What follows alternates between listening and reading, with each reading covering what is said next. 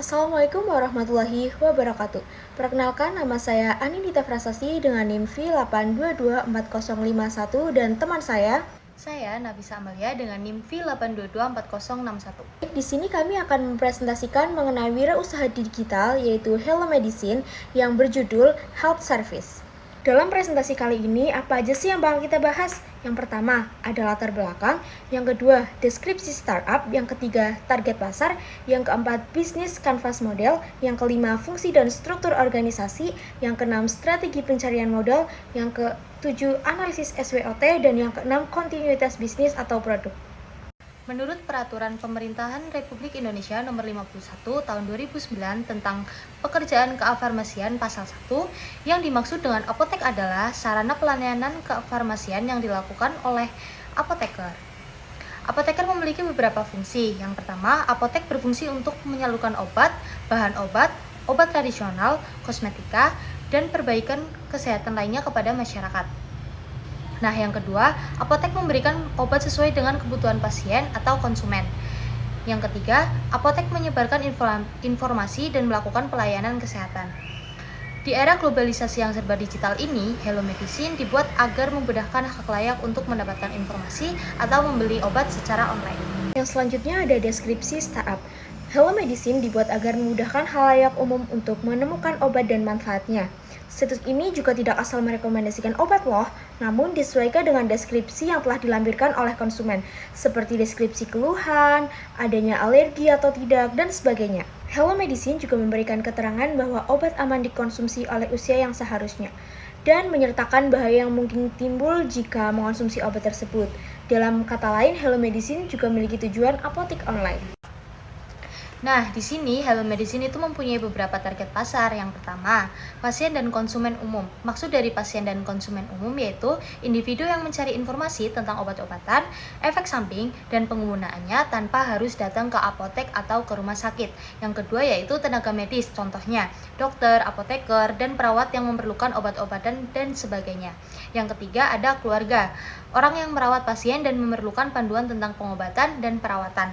Lalu yang terakhir ada komunitas kesehatan, organisasi atau forum yang membahas isu-isu kesehatan dan pengobatan. Kemudian ada bisnis canvas model. Yang pertama ada case partner.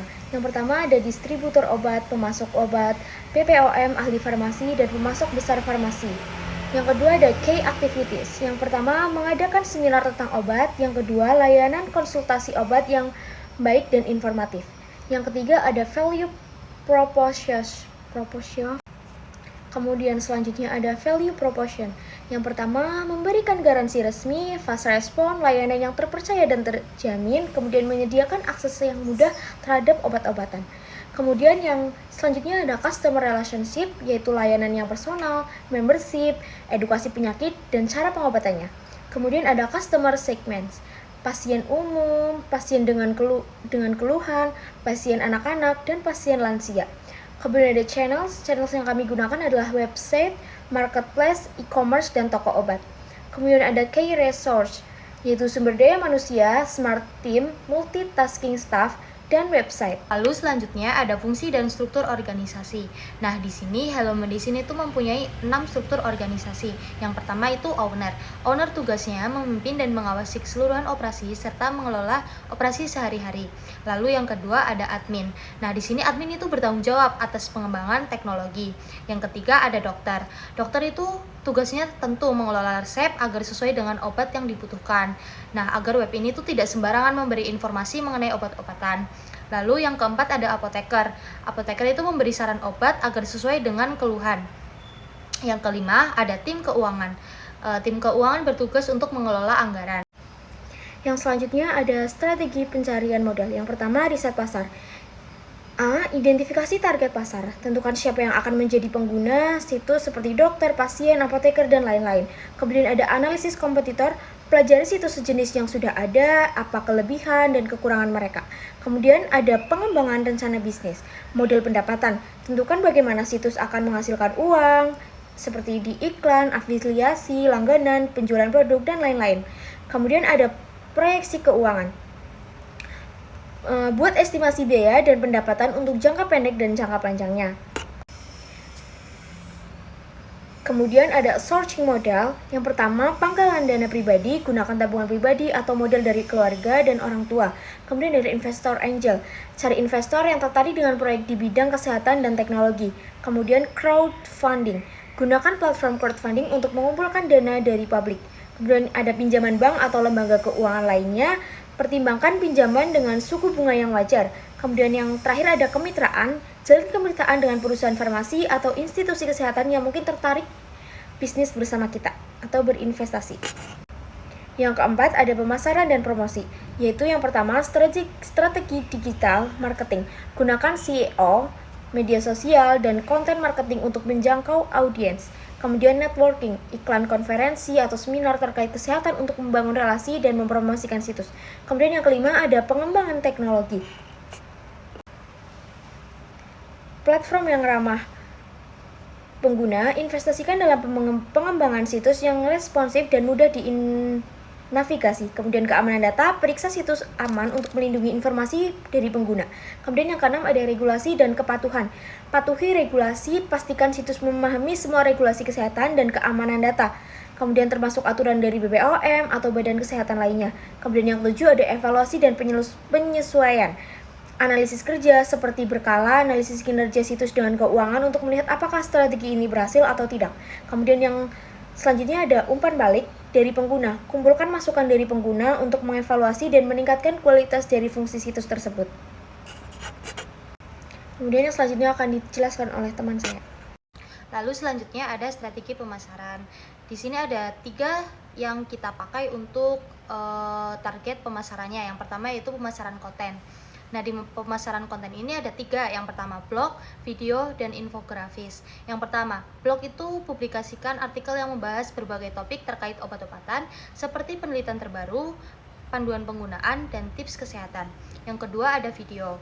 Caranya itu buat video edukatif tentang cara penggunaan obat, efek samping, dan informatif penting lainnya. Video dapat diunggah ke YouTube dan juga diintegrasikan ke dalam situs kita. Kedua yaitu ada media sosial. Nah, di media sosial ini terdapat 3 cara. Yang pertama, menggunakan platform yang tepat. Yang kedua, engagement. Dan yang ketiga, dengan iklan berbayar. Nah, platform yang tepat itu maksudnya gimana sih?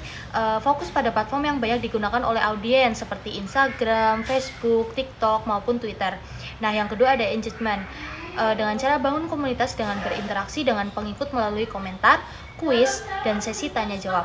Lalu yang terakhir iklan berbayar. Nah, di iklan berbayar ini kita menggunakan media sosial untuk menjangkau audiens yang lebih luas, terutama untuk promosi konten penting atau peluncuran fitur terbaru. Kemudian ada analisis SWOT. Yang pertama ada strength, yaitu kekuatan, yaitu keahlian apoteker, layanan yang profesional, akses layanan 24 jam, dan kelengkapan produk. Kemudian ada weakness, yaitu produk yang sama juga ditawarkan banyak oleh kompetitor-kompetitor lain. Kemudian ada threats, yaitu biaya operasional yang mahal, banyak kompetitor baru, dan produk yang bisa expired. Kemudian yang terakhir ada opportunities, yaitu perkembangan bisnis baik, kebutuhan akan produk kesehatan, dan keanekaragaman produk. Terakhir ada kontinuitas produk atau bisnis. Yang pertama, ketidaksesuaian antara keluhan dengan resep obat. Solusinya, pastikan dalam deskripsi keluhan sertakan keluhan dengan jelas, seperti gejala, alergi, dan sebagainya. Yang kedua ada efek samping. Ketika akan menggunakan obat, dilihat kembali untuk efek samping yang akan diberikan oleh obat. Lalu, yang terakhir, ketidakhati-hatian kurir saat mengirim obat. Nah, nanti di sini akan dikasih solusi packaging yang aman dan disebutkan keterangan bahwasanya produk mudah pecah. Sekian presentasi dari kelompok kami, kurang lebihnya mohon maaf. Wassalamualaikum warahmatullahi wabarakatuh.